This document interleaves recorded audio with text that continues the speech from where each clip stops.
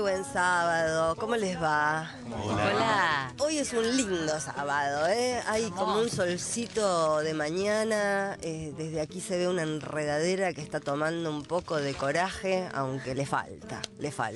Y yo estoy con esta voz así porque el aire acondicionado de la tele me reventó. Voy a hacer lo que pueda, recién, digamos acá, voy a brindarles lo mejor de mí, pero no sé si es mucho hoy. Porque bueno, pero hay mucha gente apestada, no soy la única. Bueno, y hoy me tocó contratapa en Página 12, quería contarles un poquito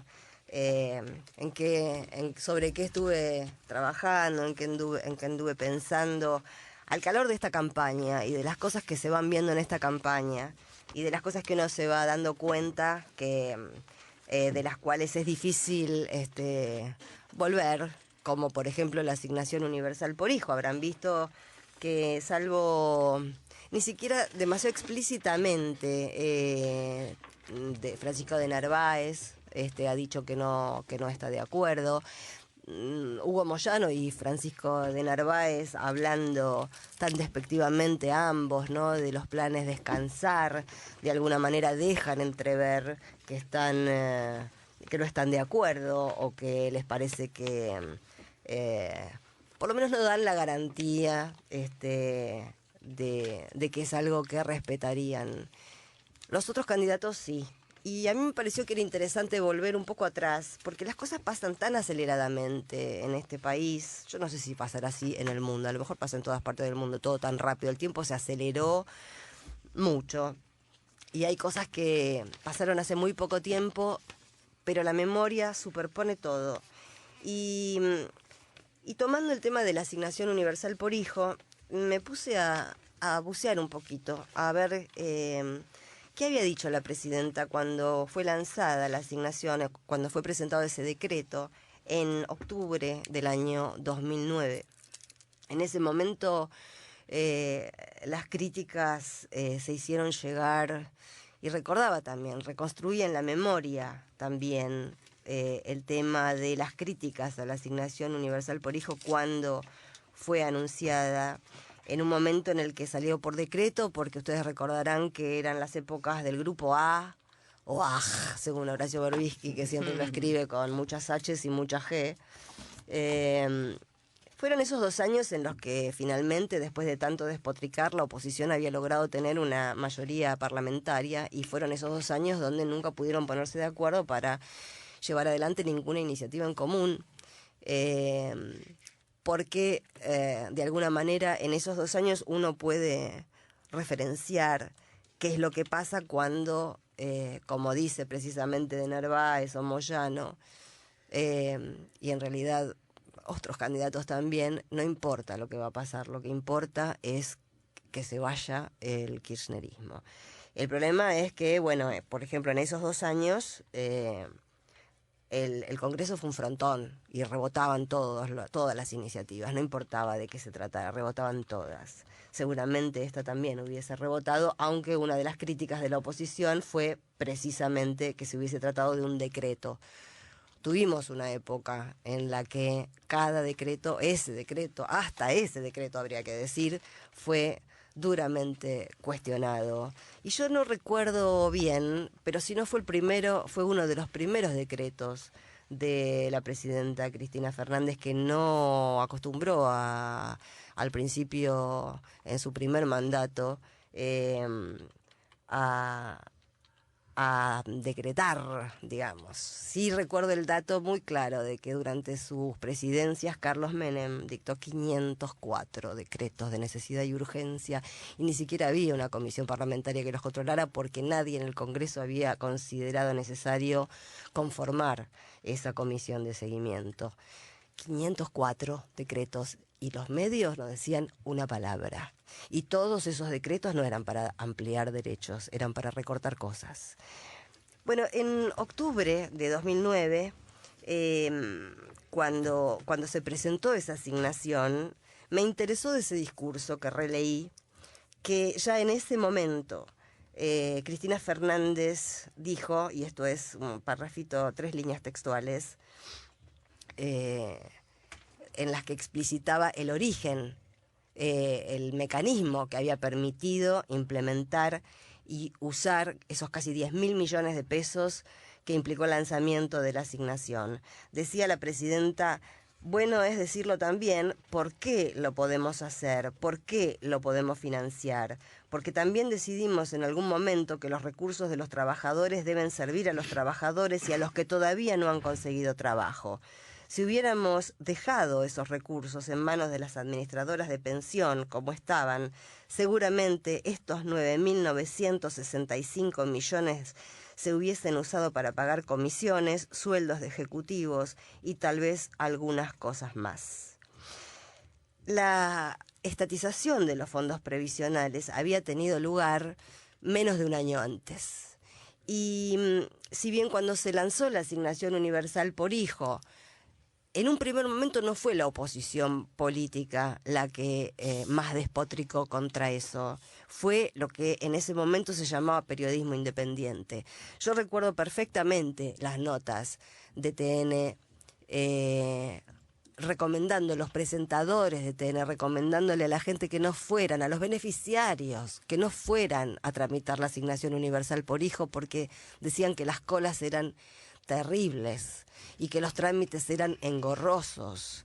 Y a mí me llamaba la atención desde el ámbito del periodismo que hubiera desaparecido. Yo en ese momento me di cuenta que había desaparecido de la Argentina el periodismo de servicio, que durante tantos años existió y fue como una cosa absolutamente incorporada que uno tenía cuando trabajaba en un medio, que más allá de si estaba de acuerdo o en desacuerdo, eso iba por otro carril. Si uno estaba de acuerdo o en desacuerdo con una medida o con un gobierno, había lugares en los medios para cuestionar, para criticar. Estaban las columnas de opinión, estaban las editoriales, estaban las notas con firma, pero había una parte que tenía que ver con el servicio, es decir, había una disponibilidad de un servicio nuevo, un derecho nuevo, y para eso están los medios de comunicación cuando se habla de responsabilidad social, para que la gente vea allanada la información para acceder a esos derechos o a esos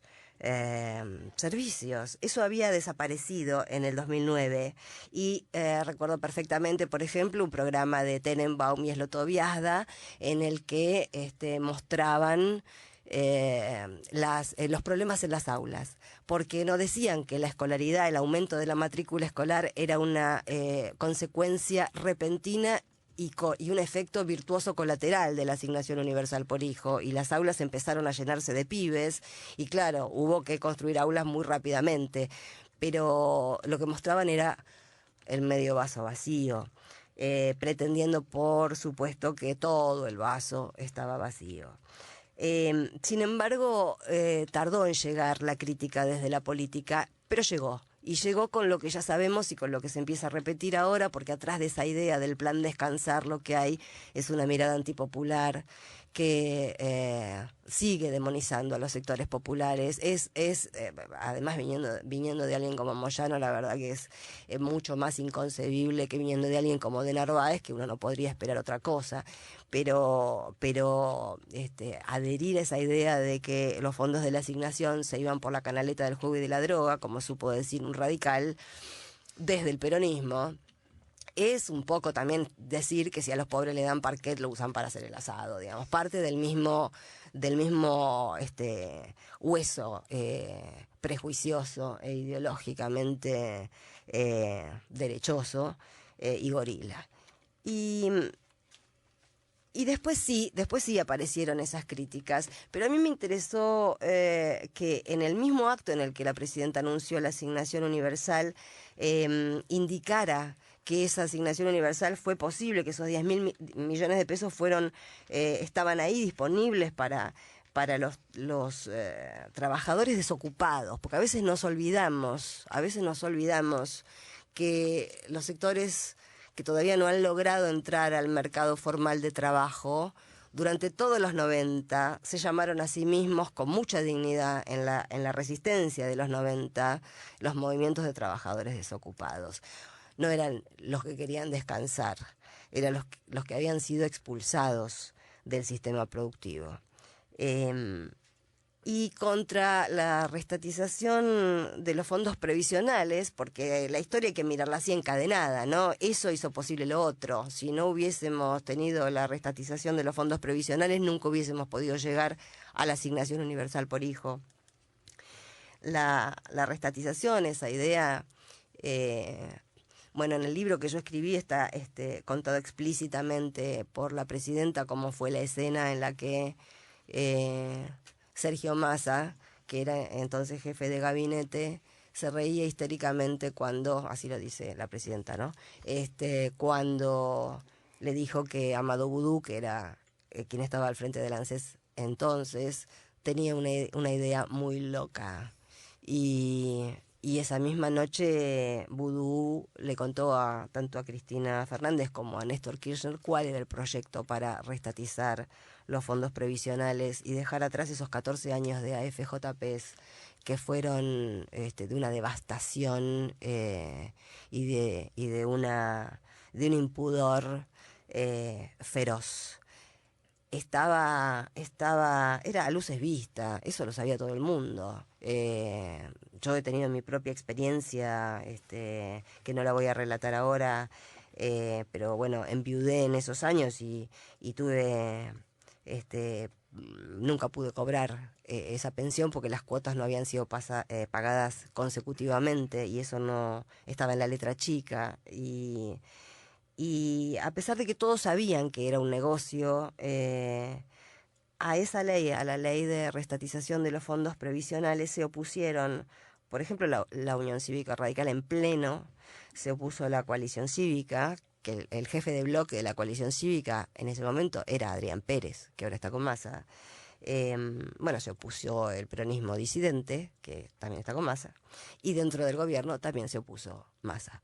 Entonces, quiero decir, y para ir finalizando esto, es fundamental, lo estamos escuchando, no es algo demasiado original, pero a mí me parece que está perfecto que no sea algo original y que sea algo en lo que muchos estemos machacando e insistiendo porque tenemos que pasar un peldaño un poco superior de conciencia política y tenemos que darnos cuenta que uno no vota imágenes, la verdad.